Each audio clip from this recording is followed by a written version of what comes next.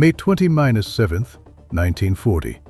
Captain Churchill crouched behind a stone wall, watching German soldiers through the mist.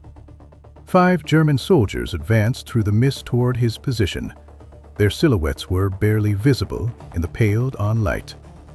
He was 30-3, a Sandhurst graduate of 14 years, yet his confirmed battlefield kills stood at exactly 0.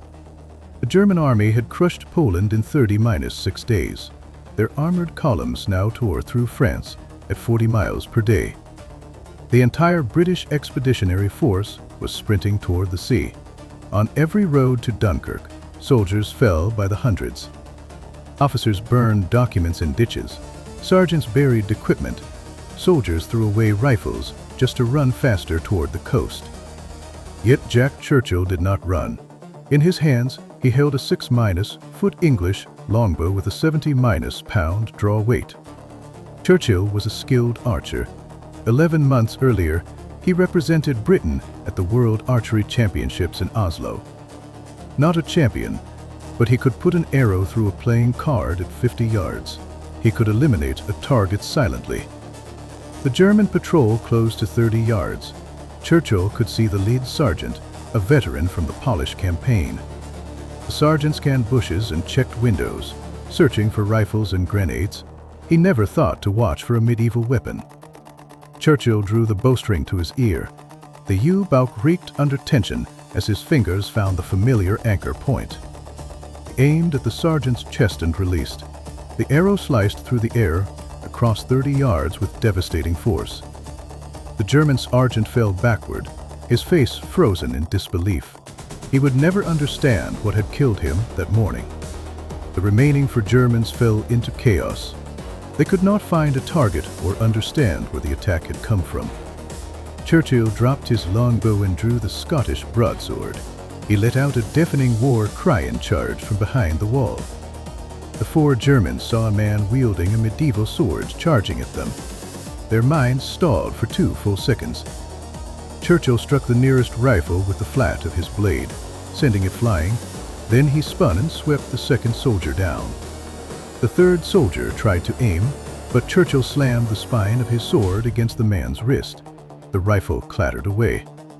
The fourth soldier turned and ran, stumbling through the mud. Churchill did not pursue. His goal was to create terror, not death. Fear was more lethal than bullets. A terrified enemy would spread fear to comrades, shattering the will of an entire unit. This was Jack Churchill, later known as Mad Jack. He was the only soldier in World War II to kill an enemy with a longbow. He was also the last British officer to carry a broadsword into combat. Born in Hong Kong in 1906, his father was a diplomat. His childhood was spent moving between colonies. Wherever he went, he became obsessed with local military history and martial arts. At Sandhurst, he was the most unconventional student. While others practiced rifle shooting, he practiced archery on the grounds. While others studied modern tactics, he researched ancient warfare. After graduation, he was posted to Burma and learned the bagpipes. A comrade said bagpipes were the most terrifying battlefield sound. In 1930-6, he left the army, finding peacetime dull. He worked as an editor, a model, and an actor. He even played an archery role in a 1930-8 film. Then Germany invaded Poland. Churchill immediately returned to the military. He told the recruiting officer a country without a war is not worth serving. Back in the army, Churchill made a stunning request. He asked to carry a longbow, a broadsword, and bagpipes into combat. The officer thought he was crazy, but Britain desperately needed experienced men. The request was approved without further question. Churchill began training soldiers his own way. He ordered his men to let out war cries when charging, because fear was a 2-way street. Make the enemy more afraid than you, and you have won half the battle. He carried his longbow through several small engagements. In the fall of 1940-1, Churchill was promoted to second minus in command of No. 3 Commando. They raided the Norwegian coast. What truly made his name was the WWII raid on December 20-7th, 1940-1. WWII controlled a vital fjord passage. The island held 150 Germans for coastal guns and an anti-mine aircraft battery. The operation was Cotton M. Darchery. The plan called for a dawn assault. Cruisers would bombard first, then bombers would provide cover, and commandos would lay in simultaneously. Churchill volunteered to lead the first wave onto Malloy, a small island next to WWII where German anti-mine aircraft guns were positioned. If those guns were not destroyed, bombers could not cover the main assault. 50 minus to commandos would follow him onto that frozen beach. As the landing craft approached, Churchill stood at the bow with bagpipes and began to play. The sound cut through the Arctic wind. German sentries could not believe their ears. Bagpipes at dawn in the Arctic. Was this a nightmare or a ghost from centuries past? The naval bombardment began seconds later. Shells from British cruisers slammed into German positions, turning cliffs into walls of fire. Churchill leapt from the landing craft before it touched shore. He charged forward, broadsword raised, screaming a war cry through smoke. The German defenders on Malloy were stunned. Between the bombardment and the bagpipes, they could barely organize a coherent defense. Churchill led his men up the hill toward the anti-mine aircraft guns. He threw grenades with one hand, broadsword in the other. The first anti-mine aircraft gun fell within minutes. Churchill's men overwhelmed the defenders with a ferocity that bordered on madness. Churchill spotted a German sergeant aiming at his men. He drew his longbow, no head and arrow, and let it fly with deadly precision. The sergeant fell, an arrow through his chest. Perhaps the last time in military history a longbow killed a man on the battlefield. The remaining anti-mine aircraft guns fell one by one. Churchill moved through battle like a man possessed, his broadsword never still. With the guns destroyed, bombers could now cover the main assault on WWII. Churchill's mission on Malloy was accomplished. But Churchill was not finished. He grabbed his bagpipes again and played on the captured position, the music echoing across the fjord. The WWII raid was a complete success. Commandos destroyed the fish oil factories, garrison, and coastal guns before withdrawing. Churchill received the Military Cross for his bravery at WWII. But the war was far from over, and greater challenges awaited him. In 1940-2, Churchill was given command of No. 2 Commando. His reputation as Mad Jack was now firmly established. His men quickly learned Mad Jack was not just a nickname. He demanded the same fearless intensity from them that he displayed himself. In 1940-3, No. 2 Commando was sent to Italy. Churchill led them ashore at Salerno, bagpipes wailing, broadsword gleaming. At Pago-Leti, Churchill captured 40 to German prisoners, including a mortar squad. He used bagpipes as psychological warfare. He would play the pipes at night near enemy lines, the haunting sound drifting across no man's land, keeping the Germans awakened on edge. The Germans called him the Devil Soldier. They put a bounty on his head, but no one wanted to collect. Facing Mad Jack meant facing madness. In 1940-4, Churchill was ordered to raid Yugoslavia to help Tito's partisans. He jumped at the chance for another adventure.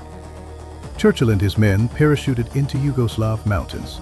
The drop zone was deep in German, held territory, surrounded by enemy forces. Churchill organized partisan operations at once. He led raids on German supply lines using tactics proven in Norway and Italy. But in May 1940-4, disaster struck.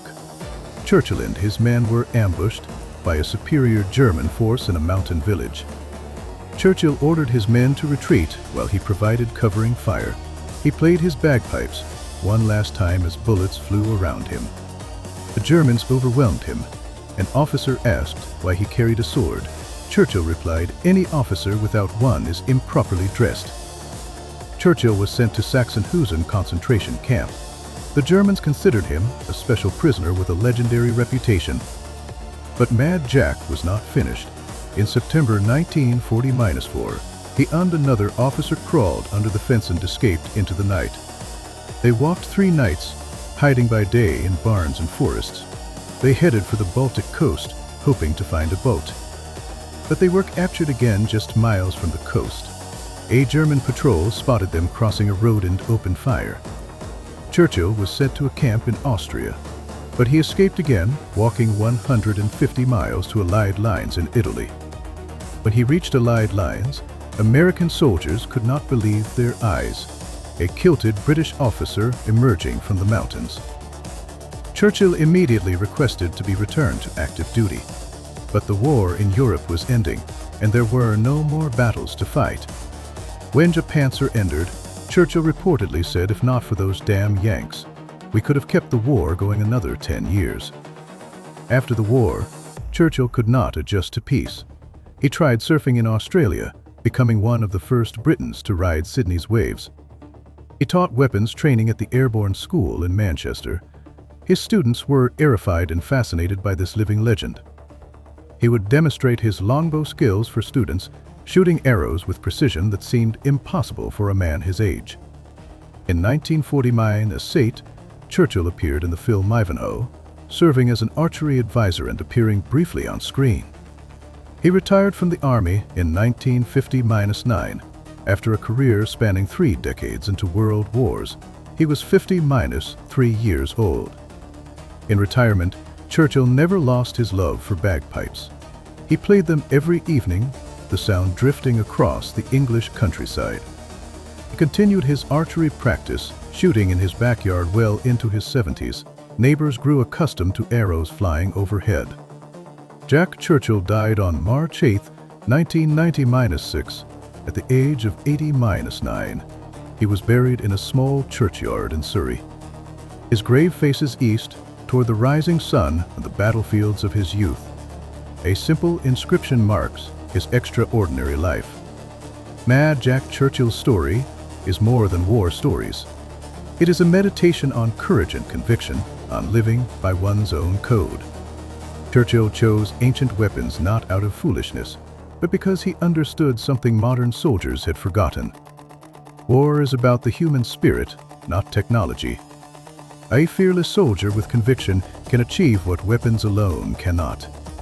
Churchill proved that one person, armed only with courage and purpose, could change the course of events. His longbow was not a weapon but a statement. It declared he would fight on his own terms, not those of the 20th century. His broadsword was not an anachronism. It was a connection to 1,000 years of warrior tradition that he refused to let die. His bagpipes were not merely an instrument. They were psychological warfare, striking terror into the hearts of enemies. Mad Jack Churchill was not crazy. He was perhaps the sanest man in a world gone mad with war, a man who found meaning in chaos. He once said he did not fight from hatred, but because he loved the fight itself.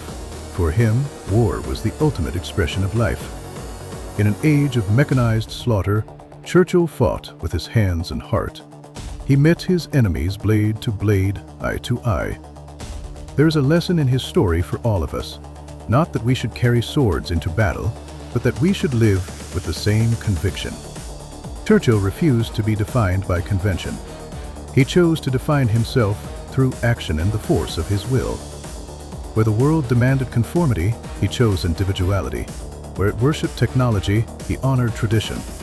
In gray, he was color. German soldiers who faced him did not remember a crazy man with outdated weapons. They remembered a force of nature, terrifying.